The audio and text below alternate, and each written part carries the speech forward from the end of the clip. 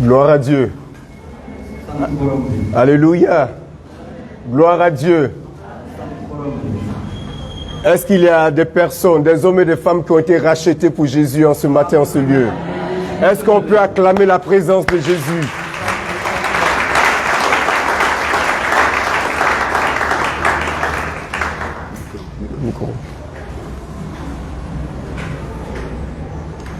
Gloire à Dieu. Hello. Gloire à Dieu. Merci Jésus.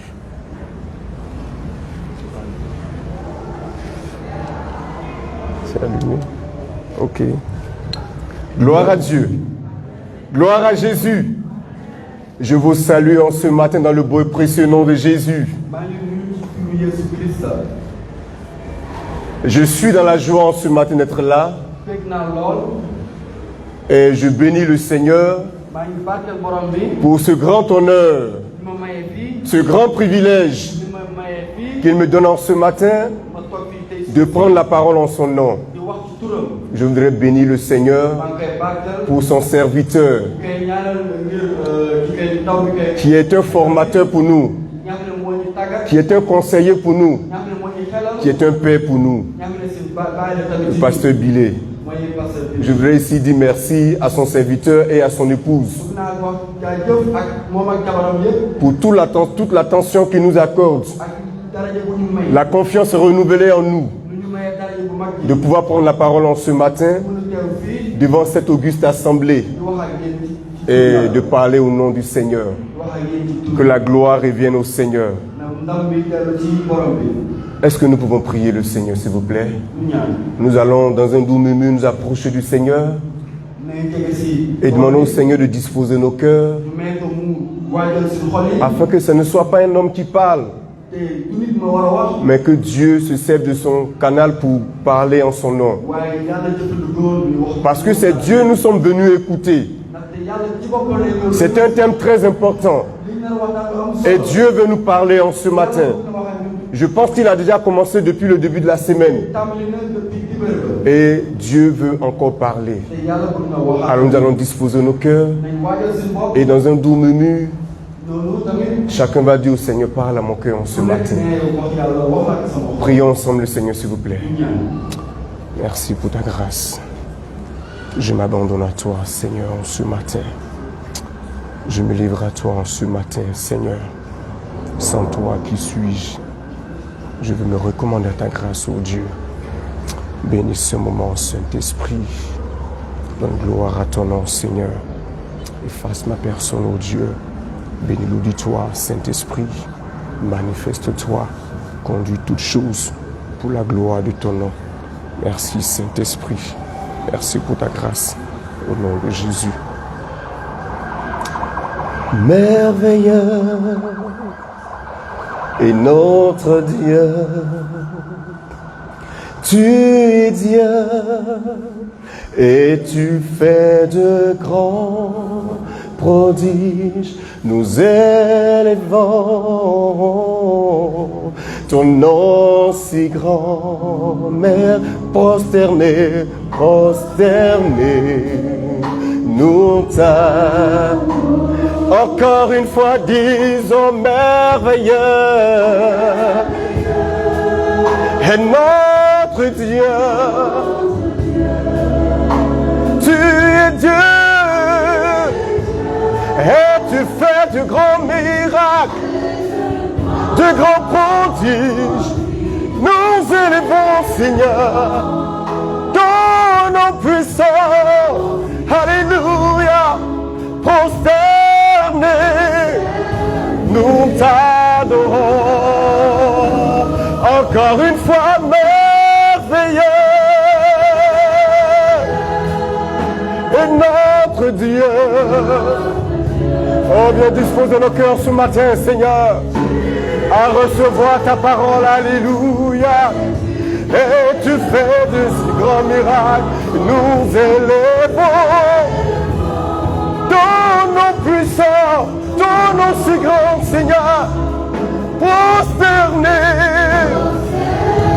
Alléluia. Viens établir ton trône éternel. l'éternel par nos louanges. Dieu, nous t'invitons, viens prendre la place qui te revient, Seigneur. Viens Jésus prendre, alléluia.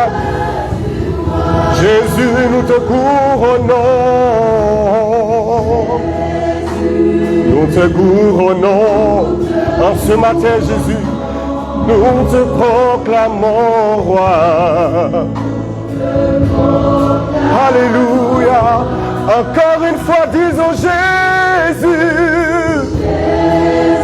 Nous voulons te couronner roi.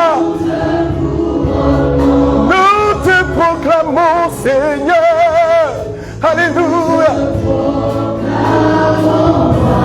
Nous savons que tu es présent, Seigneur, au milieu de nous. Alléluia. Nous t'élèvons par nos chants, Seigneur. Alléluia. Alléluia. Alléluia. Nous t'adorons, Seigneur. Alléluia. Viens rétablir, Seigneur. Oh Jésus, en ce lieu, viens établir ton trône, nous t'invitons. Par nos louanges, Jésus. Nous t'invitons, nous t'invitons, nous t'invitons, nous t'invitons. Viens Jésus, viens Jésus. Alléluia, alléluia, alléluia. Viens, viens, viens Jésus. Viens prendre la place du roi. En ce moment, en ce lieu, nous t'invitons Jésus. Viens prendre la place du roi. Nous te couronnons roi. Viens Jésus, viens Jésus. Alléluia. Oui, viens prendre la place du roi en ce moment, Seigneur. Viens prendre la place du roi, Seigneur. Alléluia. Merci de confirmer ta présence, Seigneur. Ta présence qui nous restaure, qui nous fait du bien, qui nous édifie, Seigneur. Reçois la gloire ce matin. Alléluia. Gloire à Jésus. Que le nom de l'Éternel soit béni. Établi pour une productivité qui manifeste Christ. Tel est le thème qui nous a été soumis en cette semaine. Et depuis le début de la semaine, toute la jeunesse, je dirais, est en ce lieu pour être enseignée à cet effet. Merci à la jeunesse. Merci pour le choix qui s'est porté sur moi. Alors nous allons prendre nos Bibles en ce matin sans trop de commentaires. Et nous allons nous appuyer sur un texte du 3e évangile. Luc chapitre 13. À partir du verset 6. Luc chapitre 13 à partir du verset 6 à 9 que nous allons lire. Nous faisons la lecture. Il dit aussi cette parabole. Un homme avait un figuier planté dans sa vigne. Et il vint pour y chercher du fruit. Et il n'en trouva point. Alors il dit au vigneron, voilà 3 ans que je viens chercher du fruit à ce figuier. Et je n'en trouve point. Coupe-le. Pourquoi occupe-t-il la terre inutilement? Le vigneron lui répondit, Seigneur, laisse-le encore cette année. Je creuserai tout autour et j'y mettrai du fumier. Peut-être à l'avenir donnera-t-il du fruit, sinon tu le couperas. Alléluia. Alléluia. Que Dieu bénisse sa parole dans nos cœurs ce matin. Tels sont les propos de Jésus-Christ de Nazareth. Ici, Jésus emploie cet enseignement sous une forme de parabole. Et Jésus avait l'habitude d'enseigner sous cette forme pour véhiculer un message. La parabole était une histoire simple tirée de la vie quotidienne qui révélait une vérité relative au royaume de Dieu. À ceux dont les cœurs étaient prêts à entendre, et la cachait à ceux dont les cœurs ne l'étaient pas. Ici, Jésus se sert encore de cette forme pour enseigner, pour véhiculer un message. Il utilise l'image du figuier pour signaler le besoin de paix, de voir les hommes, de voir dans les hommes, je dirais, de bons fruits et la miséricorde que le Père veut utiliser pour l'humanité à travers Christ. Pour situer le contexte historique, cette parabole s'adressait au peuple d'Israël. Elle se réfère à Israël. Le propriétaire de la vigne, c'est Dieu. Le figuier représente le peuple juif. Et ce table, et je dirais pardon, le vigneron représente Jésus-Christ de Nazareth. Sachant que le figuier est un arbre très fertile en Orient et produit plusieurs récoltes par an. En outre, le figuier de la parabole est planté dans le terrain le plus favorable à sa fertilité, dans une vigne. Quand j'ai fait mes recherches, j'ai essayé de comprendre pourquoi c'est dans une vigne que les Israélites plantent généralement un figuier. Mais je me suis rendu compte que c'est le terrain le plus fertile pour qu'un figuier puisse produire abondamment. Donc ce n'est pas l'effet d'un hasard. Le maître était donc en droit d'attendre de lui beaucoup de fruits. Et telle était la condition d'Israël, que Dieu avait favorisé de toutes les manières. Pendant 3 ans, Jésus a œuvré.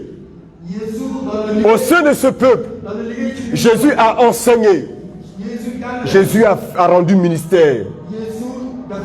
Pour parler comme à notre époque aujourd'hui. Mais pendant ces 3 années et demie, le peuple est resté indifférent. Le peuple est resté loin de Jésus.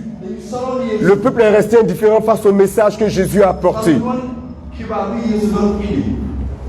Non seulement l'intercesseur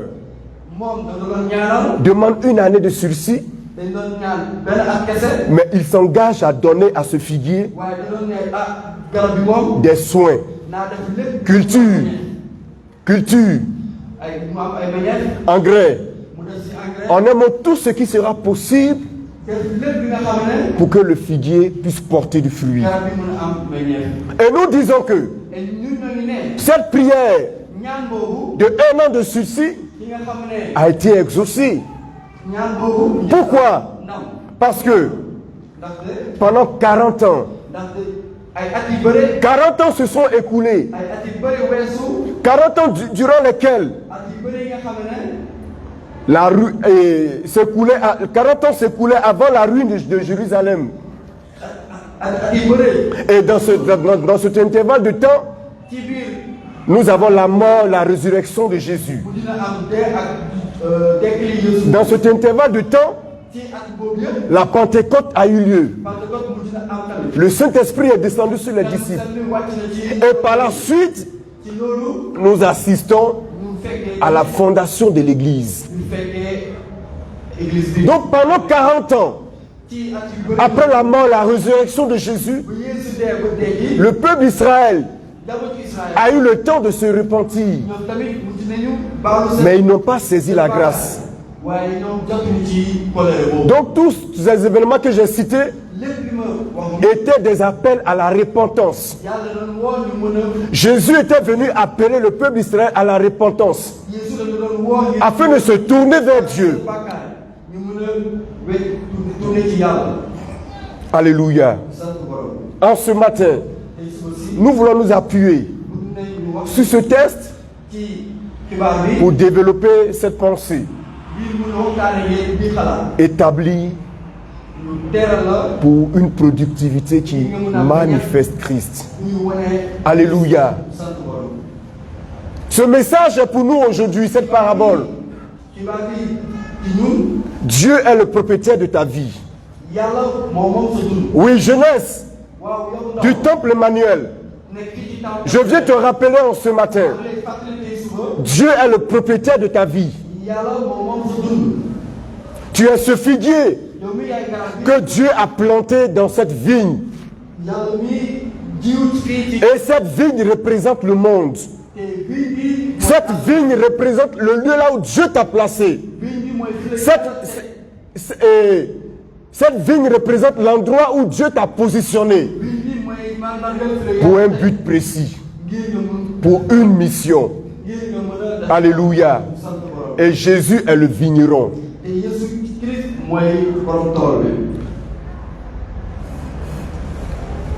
Le propriétaire de cette vigne s'attendait à récolter quelque chose de ce figuier.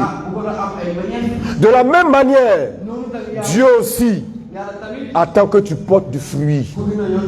Des fruits qui manifestent Christ. Des œuvres qui manifestent Christ. Des œuvres qui révèlent Christ. Alléluia. Quand un président de la République nomme des ministres, il attend d'eux des résultats. Il leur communique sa vision de travail. Et il attend des résultats à la fin. Un chef d'entreprise, quand il recrute un personnel, il attend d'eux des résultats, de la productivité. C'est de la même manière, nous étant engagés dans le champ de Dieu, Dieu attend de chacun d'entre nous des résultats qui manifestent Christ, qui glorifient Christ, qui révèlent Christ, qui révèlent notre identité. Alléluia. Avant d'aller plus loin, nous allons faire une approche définitionnelle. Je sais que toute cette semaine, vous en avez longuement parlé, mais il est important de revenir là-dessus. Alors, établi, que nous dit le dictionnaire, qui a été solidement démontré et qui est accepté comme tel, qui a été consacré avec le temps. Deuxième définition. La troisième définition dit qui est en place dans les institutions. Une quatrième définition dit qui est largement en vigueur.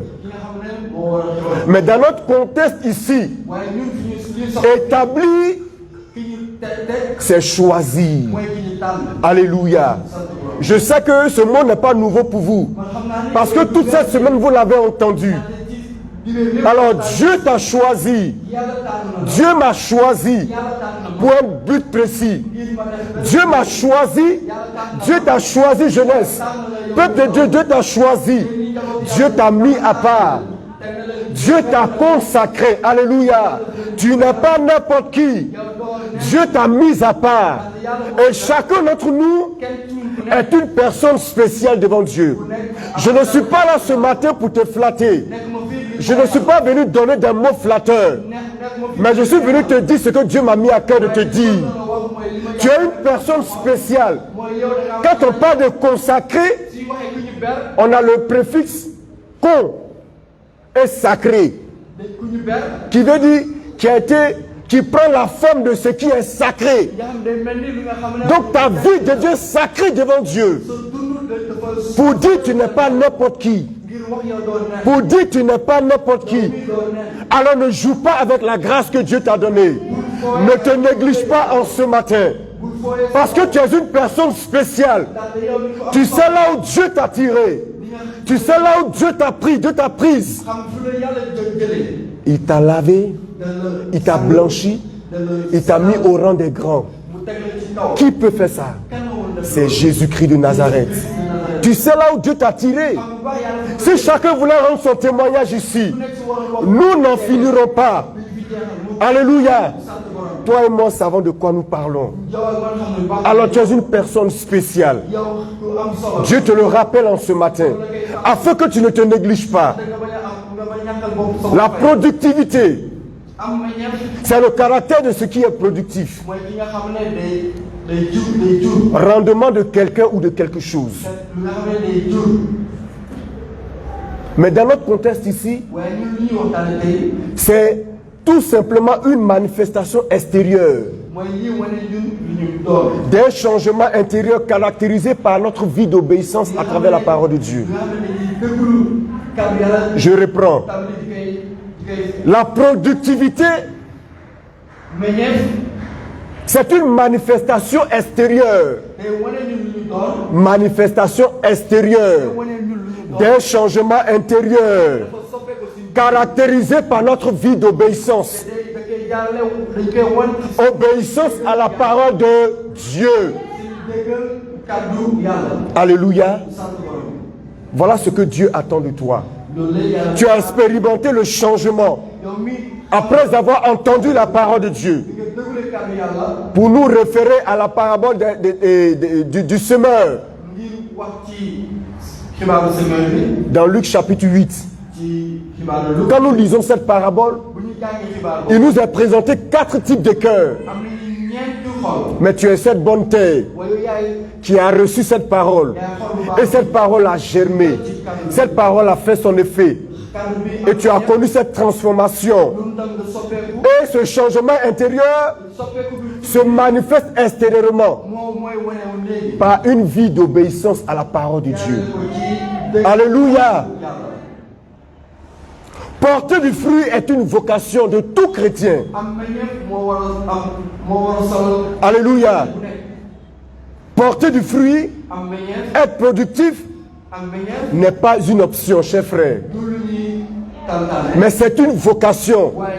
C'est-à-dire que toi et moi, en tant que des disciples de Jésus, nous sommes appelés à vivre une vie de productivité en permanence. Alléluia. De manière positive, bien sûr. Il faut faire la précision, la distinction. Parce qu'on peut produire du fruit, mais du mauvais fruit. Alléluia. Dieu t'a appelé à porter du fruit positivement, de beaux fruits. Alléluia. Manifeste. Qui ne peut être mis en doute ou contesté. Ce qui est évident, indiscutable. Toujours dans notre contexte, quand nous parlons de manifester Christ, il est question de révéler Christ. Il est question de faire connaître Christ à travers ma vie. Les gens n'ont jamais vu Christ. Je veux parler de notre temps maintenant. Mais toi, tu peux faire connaître Christ à travers ta vie. Tu te réclames comme étant disciple de Jésus. Alors on doit voir en toi les marques de Christ. On doit voir en toi les caractères de Christ. On doit voir en toi, jeunesse, les empreintes de Christ. Alléluia. Il nous a dit dans Actes chapitre 11, verset 26. Pour la première fois, les disciples furent appelés chrétiens. Mais pourquoi on les appelait chrétiens?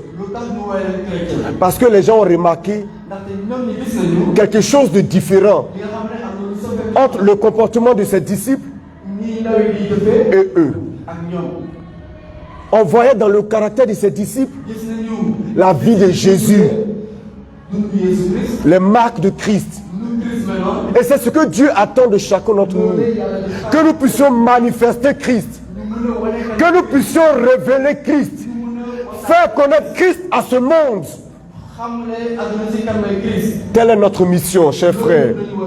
Nous pouvons dire en un mot, pour nous résumer dans ce thème, nous avons été choisis, mis à part, consacrés par Dieu, pour que nous puissions produire une vie qui révèle Christ.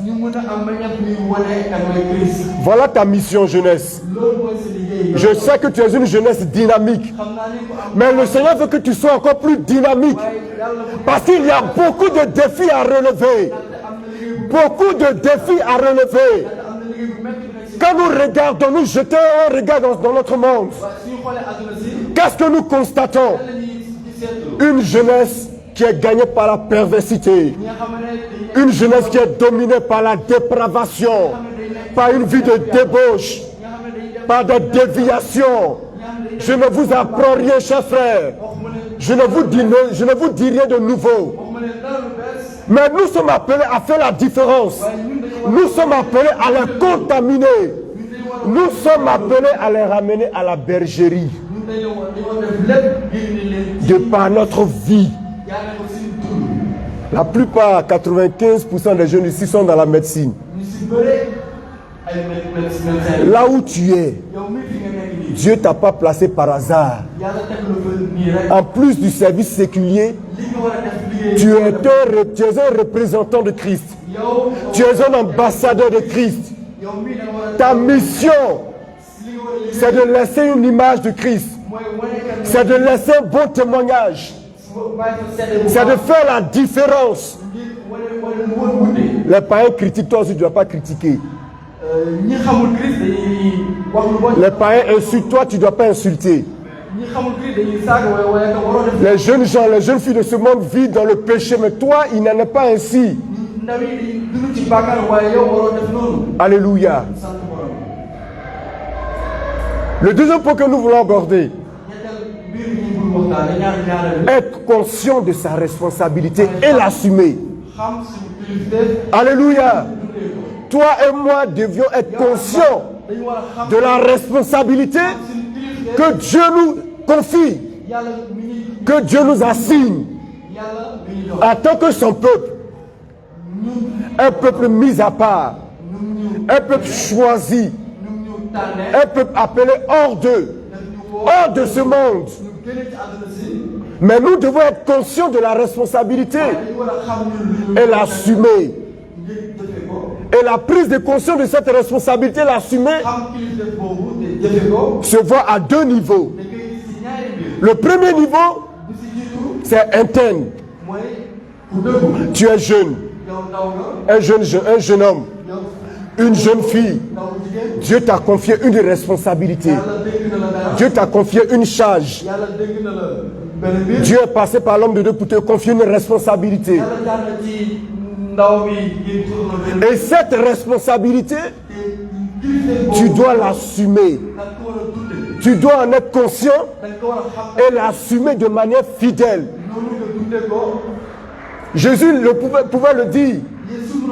Si ma mémoire est bonne, Luc chapitre 16, verset 32. Celui à qui l'on confie de petites choses, s'il y est fidèle, on lui confiera de plus grandes. Donc tu dois être conscient de cette responsabilité qui t'a été confiée dans la maison du Seigneur et demeurer fidèle. Assumer fidèlement cette tâche. Ce n'est pas parce que tu es président de la jeunesse, tu vois, parce que c'est une promotion. Ce n'est pas parce que tu es responsable d'un groupe de jeunesse que tu es... Non. Ce n'est pas une promotion. C'est à la fois un honneur, mais c'est aussi une lourde responsabilité que Dieu te confie. Et tu te dois de l'assumer fidèlement. Ne pas négliger cette tâche que Dieu te confie. Même si tu es celui ou celle qui balaie dans le temple, tu dois prendre cette tâche au sérieux. Tu ne dois pas la faire avec négligence. Le Seigneur pouvait le dire dans Jérémie 48, verset 10. Maudit soit quiconque qui fait l'œuvre avec négligence. N'attirons pas la colère de Dieu sur nous. N'attirons pas la malédiction de Dieu sur nous. Mais soyons fidèles. Ne manifestons pas une certaine jalousie en disant que le pasteur a choisi celui-là. Ça devrait être moi. Non. C'est Dieu qui conduit les choses. C'est Dieu qui place les uns et les autres. Alors si le pasteur a voulu que tu sois là, c'est Dieu qui a conduit les choses. Alors tu dois être conscient de cette tâche, l'assumer fidèlement. Alléluia. Que Dieu soit béni.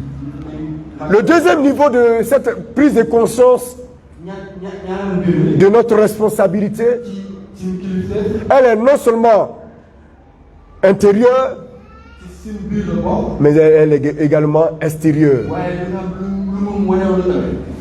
Partout où tu es, hors de l'église, tu représentes Jésus. Alléluia. Paul pouvait le dire dans 1 Corinthiens chapitre 5. Nous faisons les fonctions d'ambassadeurs. À partir du verset 18 à 19. Toi et moi faisons la fonction, accomplissons la fonction d'un ambassadeur. Tu représentes Christ dans ton lieu de service, devant ton petit commerce, devant ta petite boutique, devant ta petite entreprise. Tu représentes Jésus du matin au soir, du dimanche au dimanche. Il faut qu'on voie en toi les marques de Jésus. Je vais vous donner l'exemple de quelques personnages bibliques. Nous avons Daniel et ses compagnons à Babylone. Voici des jeunes gens qui ont été déportés à cause du péché du peuple. Ils ont fait partie du choix du peuple, pardon, du roi, pour être dans la cour du roi, de servir au palais royal. Mais ces jeunes gens étaient soumis à des tests de préparation. Et le roi avait ordonné que ces jeunes gens puissent manger à sa table. Mais ce qu'on leur offrait était de la viande sacrifiée aux idoles. Ils vont s'abstenir de manger ces aliments. Daniel chapitre 1 verset 8. Daniel est résolu de ne pas se souiller au mets du roi. Il est résolu en son cœur de ne pas se souiller le cœur, la vie.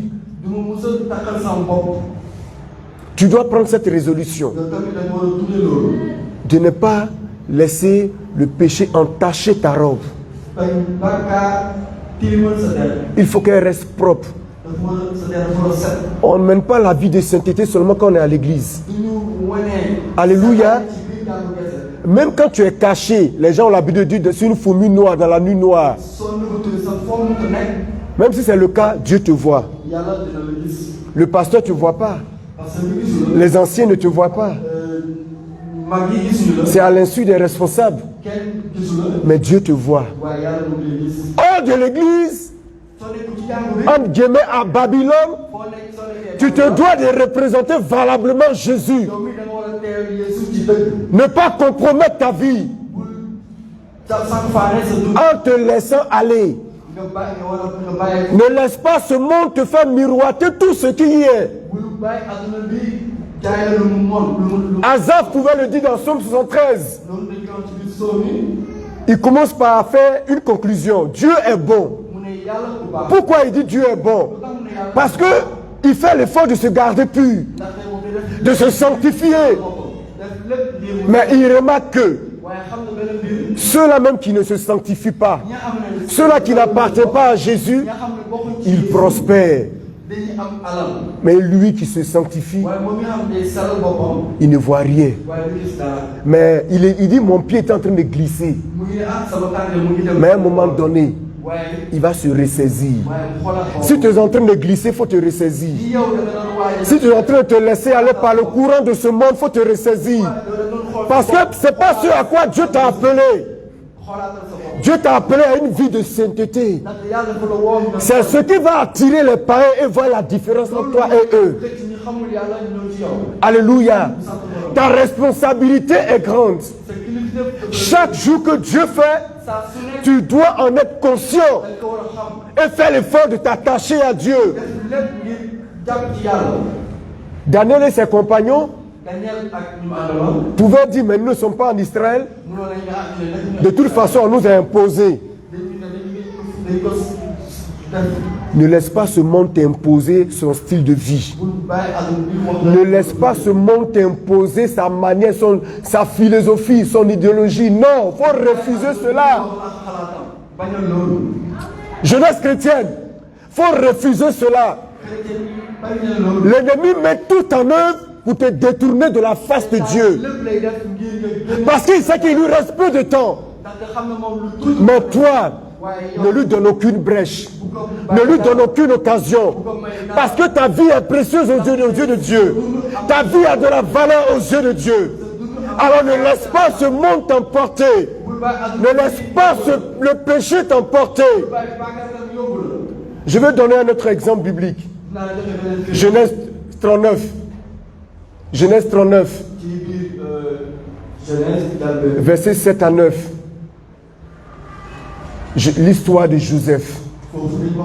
Voilà un jeune homme qui dit à ses parents qu'il a fait un songe. La jalousie va naître dans les cœurs.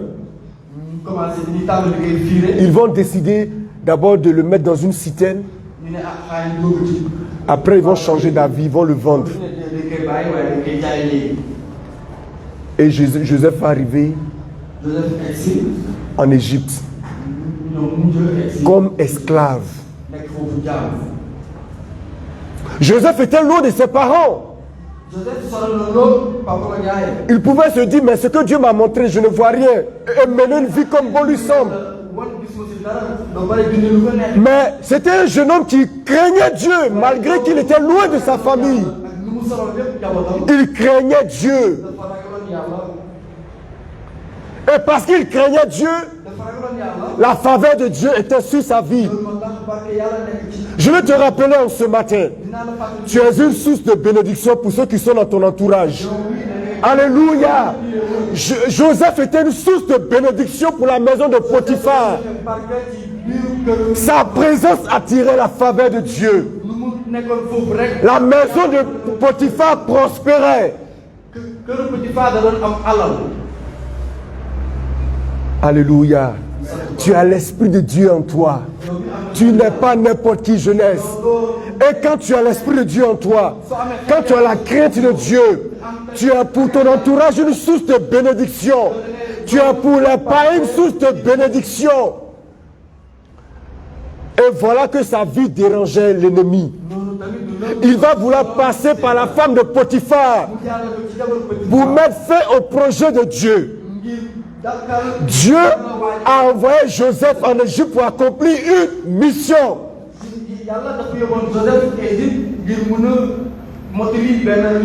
Je ne sais pas de quel pays tu viens.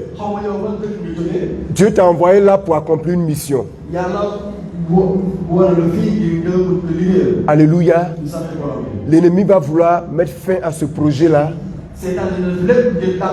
par l'entremise de la femme de Potiphar. Mais Joseph va rester vigilant. Il dit, mon maître m'a donné tout, excepté toi. Toi, je n'ai pas le droit de te toucher.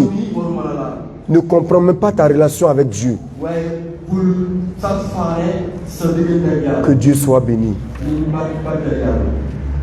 Le troisième point, la condition pour être productif. Tu veux être productif? Tu veux être productif? Jésus donne la condition. Dans Jean chapitre 15, versets 4 à 5, Jésus donne la condition. Il dit, comme le sarment ne peut de lui-même porter du fruit, s'il ne demeure attaché au cep, ainsi vous ne pouvez non plus. Si vous ne demeurez en moi, je suis le cep, vous êtes les sarments. Celui qui demeure en moi et en qui je demeure porte beaucoup de fruits. Porte beaucoup de fruits, oui, car sans moi vous ne pouvez rien. La condition ici, chers frères et chers sœurs, jeunesse du temple Emmanuel, si tu veux être productif en permanence, reste attaché au Seigneur Jésus-Christ. Reste connecté à Jésus. Je dirais, pour ne pas exagérer, 24 heures sur 24. Ne perds pas la connexion. Ne laisse rien s'interférer entre toi et Jésus. Alléluia. Ne laisse pas ce monde te distraire. Reste attaché à Jésus. Reste connecté à Jésus. Quelle est la condition si tu veux être productif? C'est pas moi qui l'invente, cher frère. Jésus dit ici, celui qui veut porter du fruit, qu'il reste attaché à moi, qu'il reste demeuré en moi. Alléluia. Tu veux porter du fruit, reste attaché à Jésus. Veille sur ta communion, ta relation avec Dieu. Une intimité véritable, une intimité profonde, une vie de prière, une vie de méditation, en un mot, une vie de piété. Alléluia. Comme je le disais tout à l'heure, porter du fruit, ce n'est pas une option, mais c'est une nécessité. Alléluia. Que Dieu soit béni. Nous allons terminer. Comment manifester Christ? Alléluia. Il y a beaucoup de choses qu'on peut citer, mais nous allons citer juste quelques points pour rendre le micro. La première des choses, comment manifester Christ? Rapidement, marcher selon l'esprit. Alléluia. Galates chapitre 5, versets 16 à 22. Paul exhorte les Galates à marcher selon l'esprit afin de ne pas accomplir les désirs de la chair. Si nous marchons selon l'esprit, si nous vivons selon l'esprit, si nous laissons chaque jour le Saint-Esprit nous guider, nous conduire, nous orienter, si nous lui laissons la première place,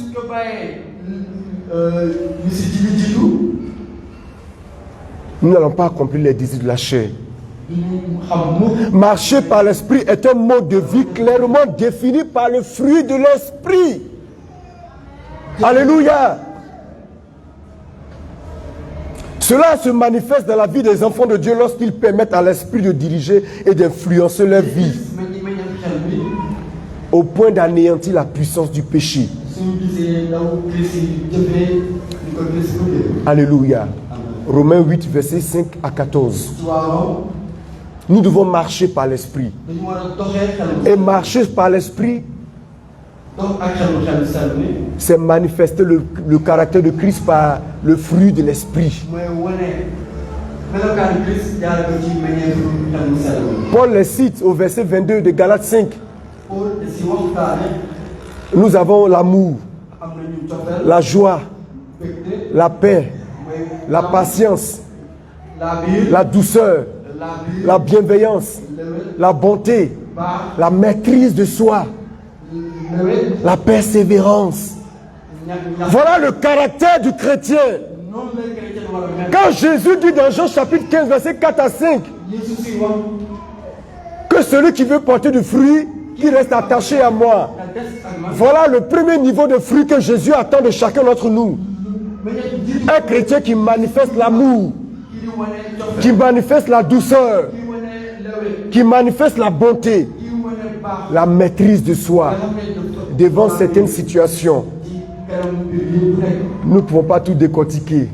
Mais je sais que vous comprenez ce que nous sommes en train de dire. La deuxième chose, pour manifester Christ, nous devons renoncer à notre vie et laisser Christ vivre en nous. Alléluia. Jésus pouvait le dire dans Luc 9, 23. Luc 9, 23. Luc 9, 23.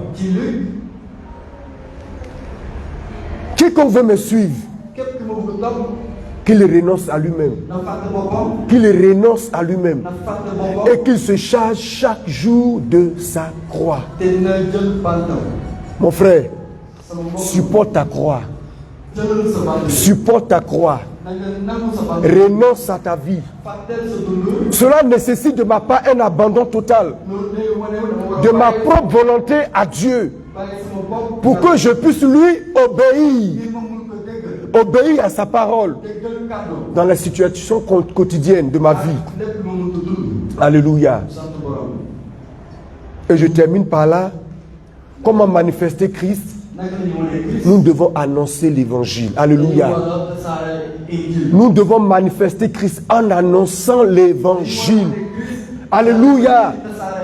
Tout à l'heure, le groupe de louanges a chanté. Dieu a une armée. Peuple de Dieu, lève la main. Non seulement pour l'adorer, mais ouvre la bouche. Ouvre la bouche.